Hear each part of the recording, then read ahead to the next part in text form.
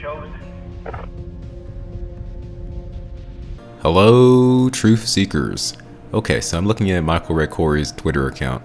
This is a particular post that he made in 2019, December 22nd, 2019. So curiously, this day exactly 1 year ago. He says, "What if I told you there's another prosecutor outside of DC assigned by Sessions with the same mandate authority?"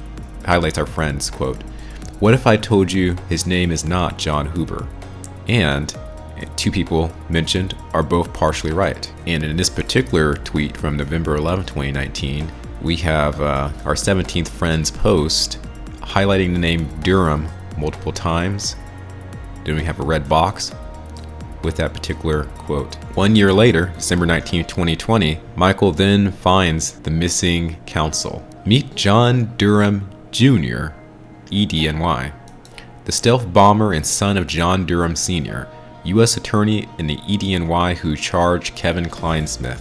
So what if I told you that not only are there two John Durhams, but also two special counsels?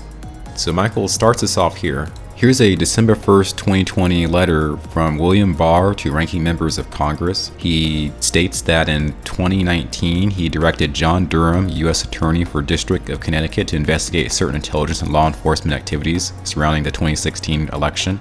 He says, "In advance of the presidential election, I appoint Mr. Durham as special counsel to provide him and his team with assurance that they could complete their work without regard to the outcome of the election." Below that, he says, Accordingly, on October 19, 2020, I appointed Mr. Durham with powers and the authority of a special counsel under the regulation of the Department of Justice.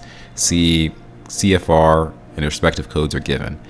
Michael's interpretation of this was that the language for this particular letter is not clear with regards to which John Durham is being discussed. Could this bottom portion be reference to the son, the individual with powers and authority of a special counsel? To me, the situation is quite clear. It would seem that one John Durham was appointed May 13, 2019, and that same John Durham on October 19, 2020 was appointed a special counsel, but we'll see as we go along. Next, John Joseph Durham, or Durham Jr., has been under soon-to-be AG Richard Donahue. Durham Sr. provided the cover and got all of the information, including filing reports with misspellings to assure deep state frauds they weren't under investigation. He shows this clipping here with a group of attorneys who practice in the southern and eastern districts of New York. John Durham Jr., the son, is pictured there. His name is mentioned without Jr. for Eastern District of New York criminal. He clips an article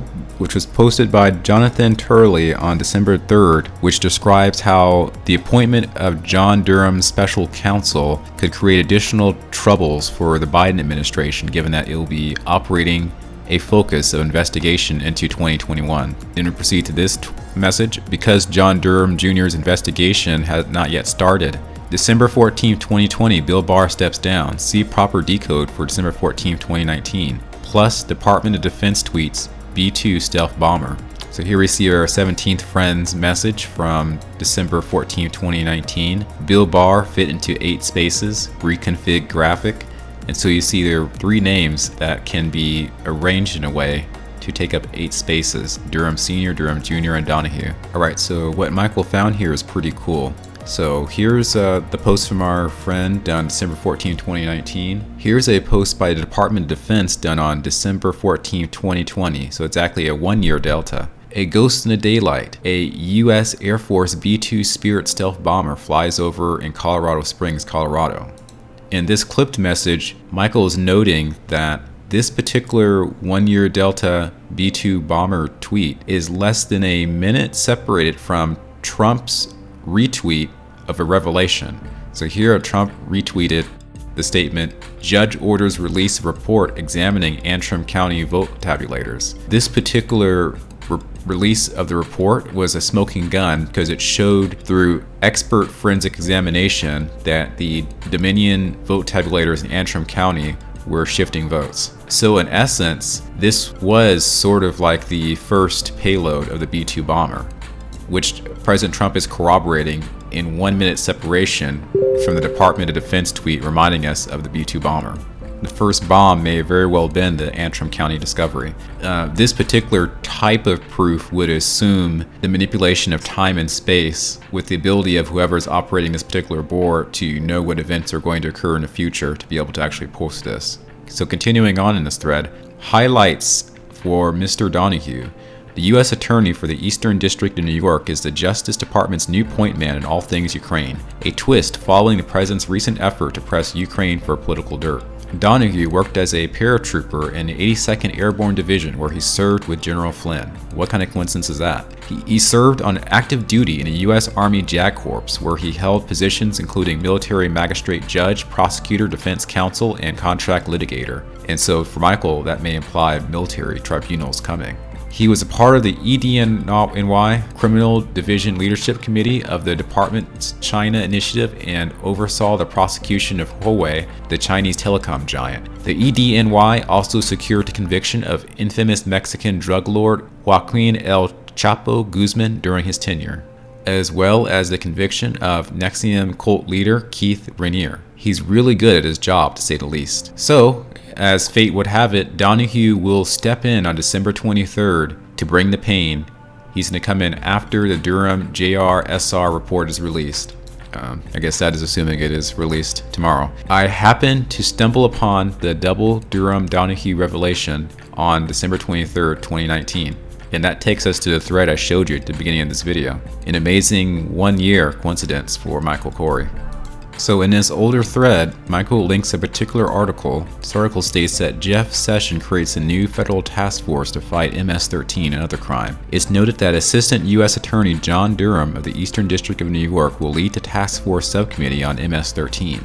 The outstanding question here is, are we talking about the father or the son? Michael highlights this tweet from Secret Agent. John Durham was appointed by Trust Sessions on October 28, 2017 as interim U.S. Attorney, then later nominated by POTUS as U.S. Attorney. QFriend's first archive post is dated the same date, October 28, 2017. And so this person was QE'd, and on November 13, 2019, that was read out by our friend as this statement. What are the odds of that? Mathematically impossible? Coincidence? The truth is right in front of you. On one hand, this could be a mere coincidence that a LARPer who controls the board found and is using to try to claim legitimacy. That's one perspective. Another way of looking at it is somehow this is all planned using quantum technology, which is able to understand the future and plan for the future. And in this advanced reality engineering, the operator of the QE board chose to plan the start date for the board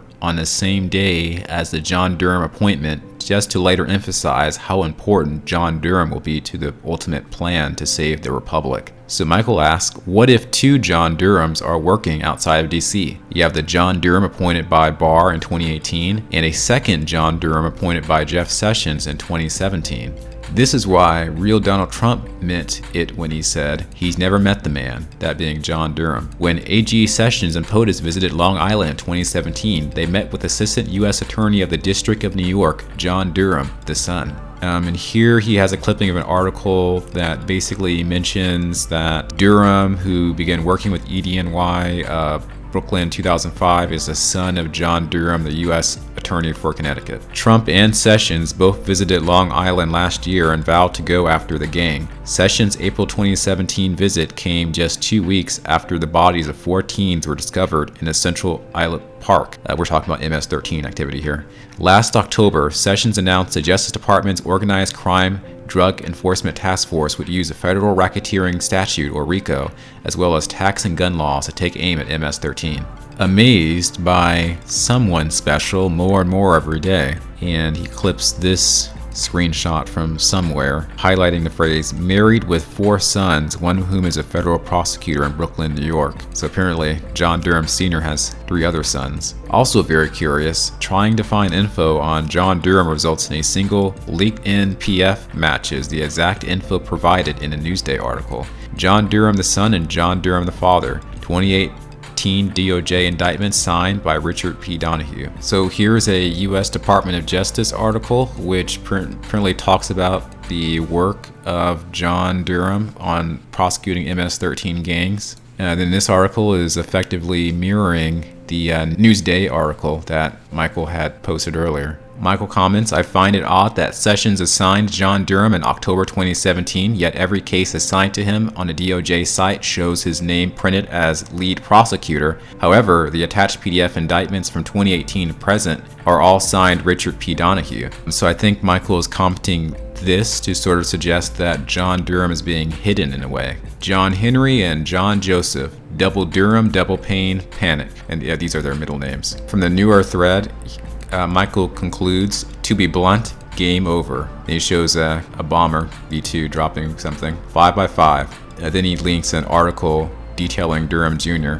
So the key point of Michael's post here with the linked article to i24news.tv is that going beyond the discovery that John Durham Sr. has an attorney's son, Michael found some evidence to suggest that they both may be in possession of special counsels. The similarity of the names of these two individuals, as well as their rather nondescript public personas, makes it easy for the White House to play a type of shell game where you're not sure which John Durham is drafting a legal document in the prosecution of SPYGATE. In the tweet that ends his lengthy thread, Michael shows us that there is documented evidence that John Durham Jr. is in fact involved investigating the 2016 SPYGATE scandal. And it's noted from this document, Mr. Durham's name's used, the dates match, and there is a criminal investigation mentioned. Because John Durham charged Kevin Kleinsmith, the presidential memorandum is referencing him and confirms he is investigating 2016. So this particular article is the key to understanding Michael's thread.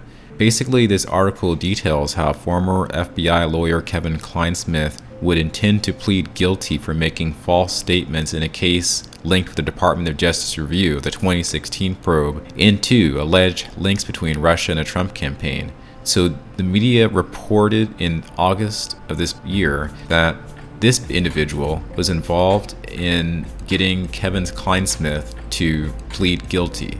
According to the Associated Press, the Kleinsmith case is the first criminal prosecution arising from a review of the probe conducted by Assistant United States Attorney John Durham. So note how for the article it does not say John Durham Sr. or John Durham Jr. It just says the name without the suffix. But they show a picture of this young man here who happens to be John Durham Sr.'s son. So this thus implies that both Durhams are involved in investigation for the 2016 election. Speaking to the credibility of I-24 News, if their photo is accurate, and I believe it is because even in the caption it says John Durham Jr., Assistant United States Attorney, Eastern District of New York. And here in the article it mentions Assistant United States Attorney. So we're talking about the same title. That's all for now.